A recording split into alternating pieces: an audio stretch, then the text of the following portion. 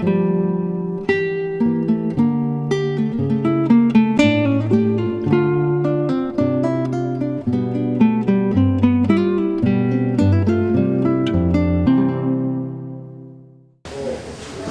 evening, folks. I'd like to welcome you to the Voice of Democracy Patriots Pen Banquet here at Howard County Post 816 in Littleton. I'd like to welcome the students, their families, and guests. Mrs. Melanson, the principal of both junior high and high school. I'd like to welcome the editor of the Courier, Darren Whipperman. And from Channel 2, I'd like to welcome Rachel. All right. Dinner will be served starting now, and then we will move on into a little program where it gives you the history of the VOD, and then we'll get into the awards. And you will hear from both winners from Littleton High School. One was a VOD winner, and one was a Patriots Pen winner that went to the state competition after they won the post and the district competition, and that'll be explained by my Chairman, Dan Greenlaw, a little bit later. So enjoy your dinner, and we'll be back with you shortly. Thank you for showing. While you're eating your dessert, finishing your meal, we're going to move on with the program so everybody's not here all night long. At this time, I'd like to bring up the Chairman of the Voice of Democracy Patriots Pen for the Post, Daniel Greenlaw, and he's going to give you a little history on the Voice of Democracy and the Patriots Pen at this time. Dan?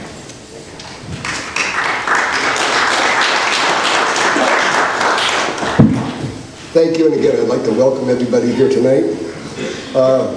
The Voice of Democracy program, each year, nearly 40,000 high school students from across the country enter to win a share of $2.2 million in educational scholarships and incentives awarded through the Veterans of Foreign Wars Voice of Democracy audio essay competition. Now, I'd like you to keep in mind that across the nation there are 6,800 posts. In the state of New Hampshire alone, there are 48 posts. Within those 48 posts, the state is broken up into 7 districts. Each district provides a winner that goes on to the state competition and then in turn to the national competition, the winners of each of those contests. The VFW established the Voice of Democracy program in 1946 to provide students in grades 9 through 12 the opportunity to express themselves in regards to democratic ideas and principles.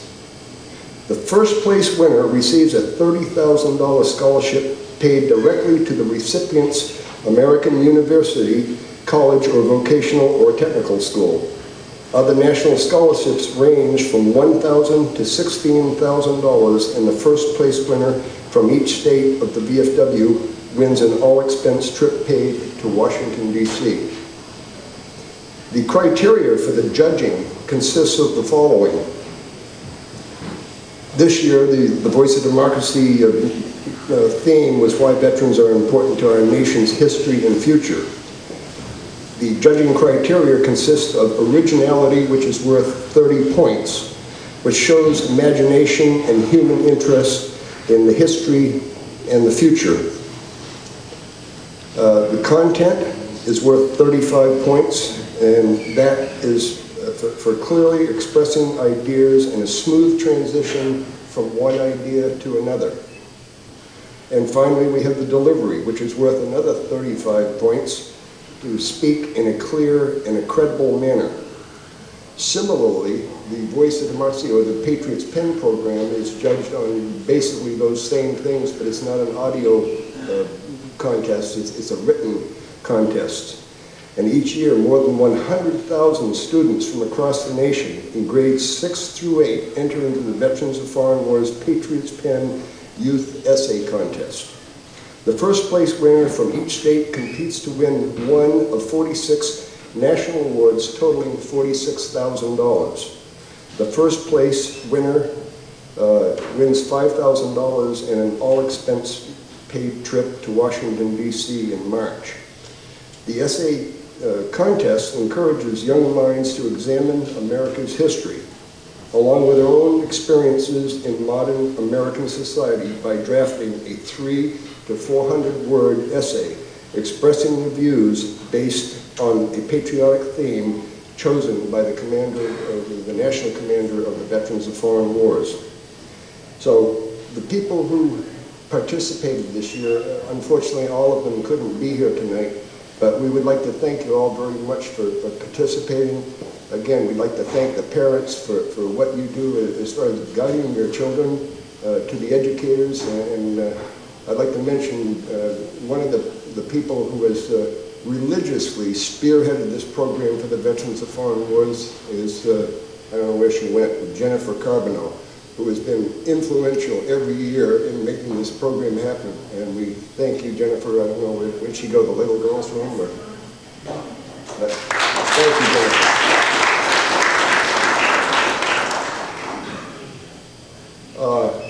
At this time, I'm going to, for the purpose of presentation, I'd like to invite the commander back up where he will hand out the awards. And again, thank you to each of you. And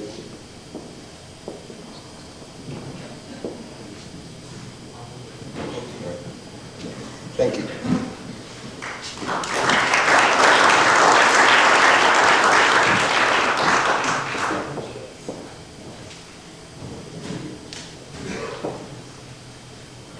At this time, I'd like to call up Grace Webster.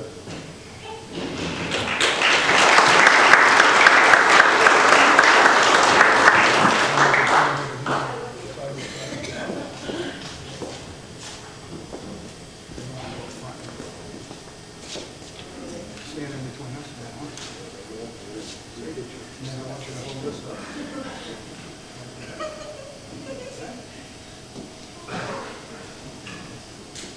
Hey. Thank you. Thanks, hon.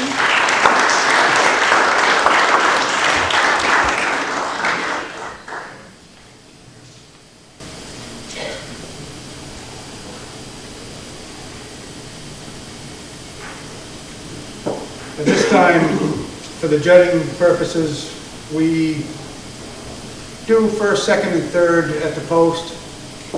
So, in third place, receiving a check of, can't tell you what it is, but it's sealed up, so you'll find out when you open it. Victoria Thompson.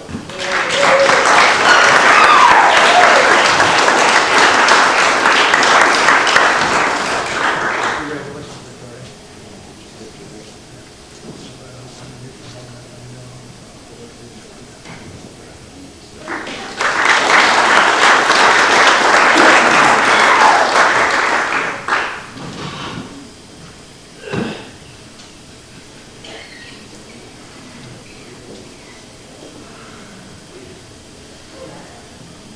In second place, receiving a Youth Essay Certificate of Merit also, Lainey Hadlock.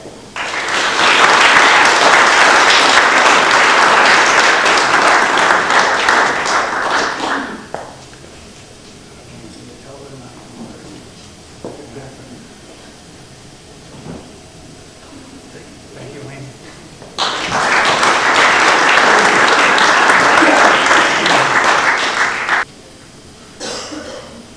And in first place for the Patriots Pen Essay Contest, Joseph DePalma, the fourth.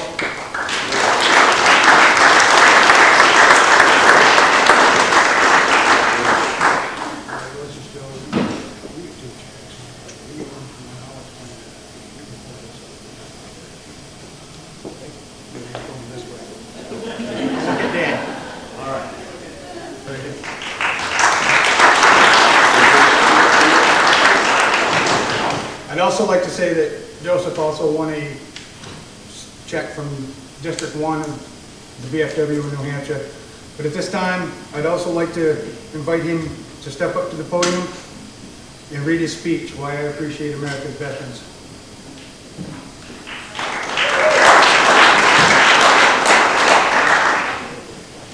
On February 23, 1945, as the battle for the Japanese-controlled island of Iwo Jima raged on, a platoon of Marines scrambled up the slopes of Mount Suribachi with an American flag in hand with one thing in mind, hoisting the stars and stripes over the island.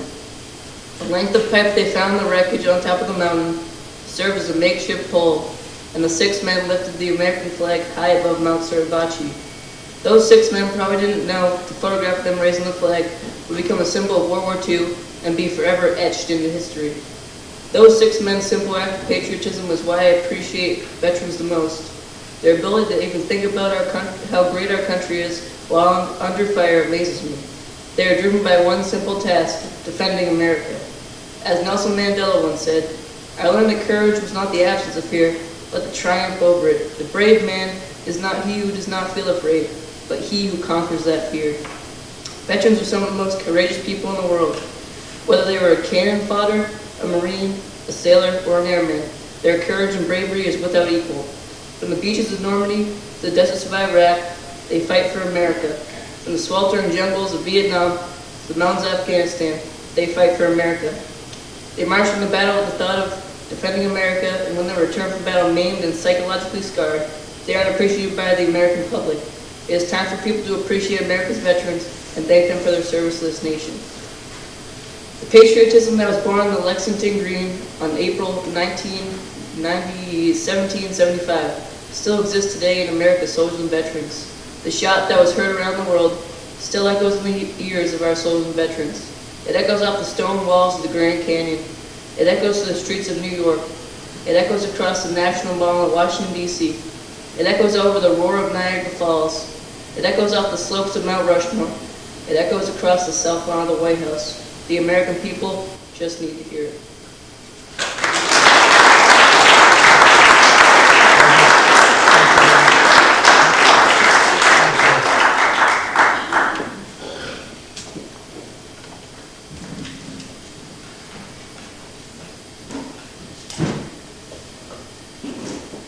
All right, moving on, we'll move on to the Voice of Democracy. There you go. Right there. This year we had 3 entrants, 2 could make it tonight.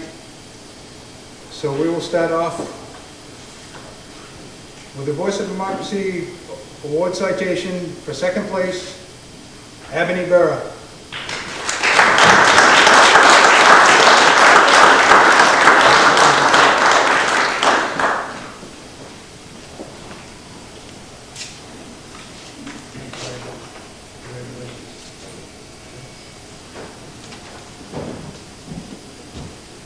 Thank you, Ebony.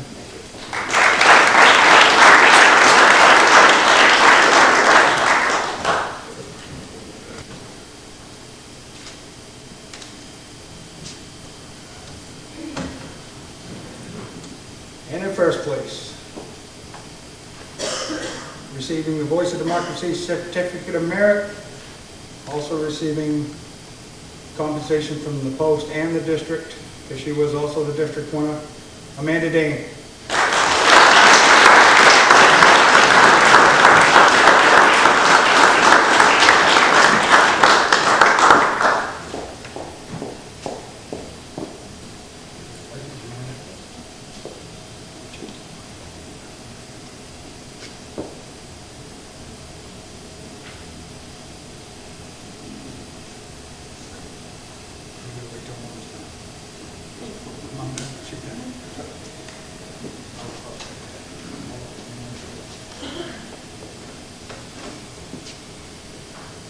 And also at this time, I would like to invite Amanda up to the podium to read her winning essay.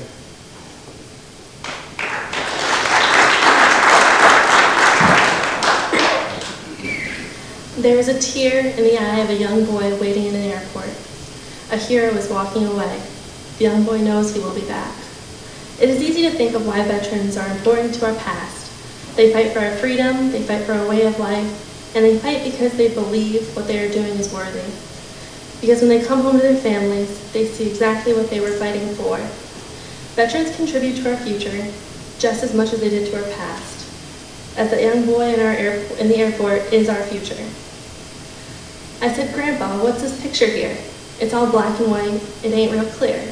The lyrics of Darius Rucker portray a young child talking to his grandfather about old pictures.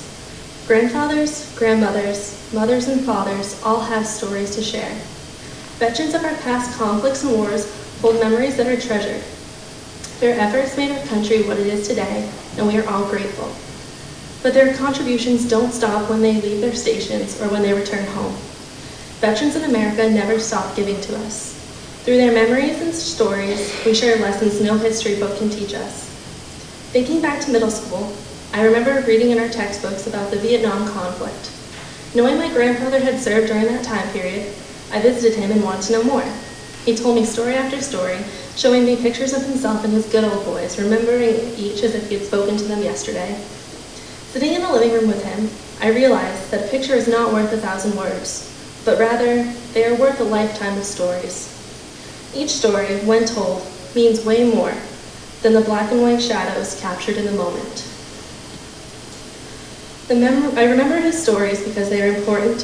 They are our nation's past, being transferred from generation to generation. Sergeant Major David Nelson made a career out of the Army. Joining so shortly after he graduated Littleton High School, he quickly traveled up the ranks. Doing several tours in Iraq and Afghanistan, he gained knowledge and wisdom that he will pass down to his 2 young sons as they grow up. He will share more stories and pictures, but when the boys look into their father's eyes, they will realize they are more than just stories. They will see that their father is a hero to our country, not only for his past, but because no one can tell the stories quite the same. Photographs take their power from memory and emotion. A picture tells its own story, shaped by the moods or insights of insights of the person you are at the time you see it. It becomes layered with the past and present. This is a great quote from Robert Keith Lovett, illustrating what I mean. In this picture, there is a tear in the young boy waiting in the airport. A hero is walking towards him. He drops to his knees and a father hugs his son. That is powerful no matter who you are. Pictures like that tell the story of American veterans and their influence on our future.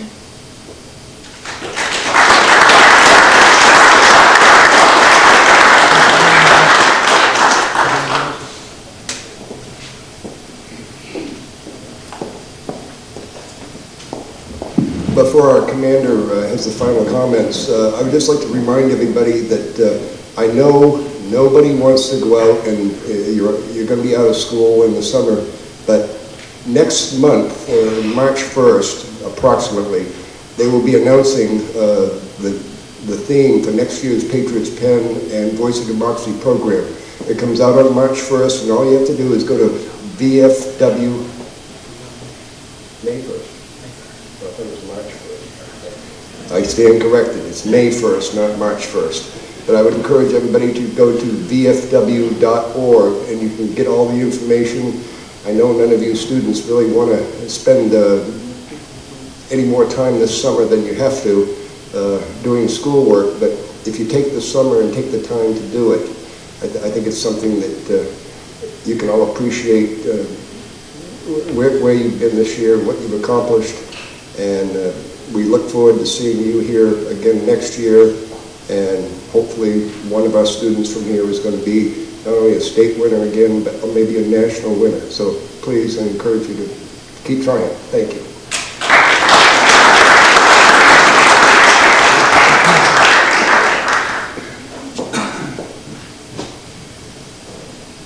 In closing, I'd like to thank the students for your show of patriotism. It means a lot to us as veterans. I can speak for my comrades that are sitting over there in the back that are members of the VFW. I can speak for Mr. Greenlaw and myself. It shows exactly what you believe in, hopefully, you know, why we did what we did. But also in closing, I'd like to have a round of applause, please, for the Ladies Auxiliary for putting on the meal.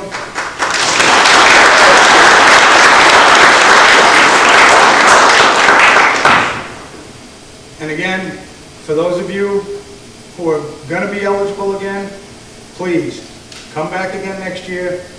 Don't get discouraged. Keep trying. The judges are independent judges. We have nothing to do with it. So just keep trying. Thank you very much.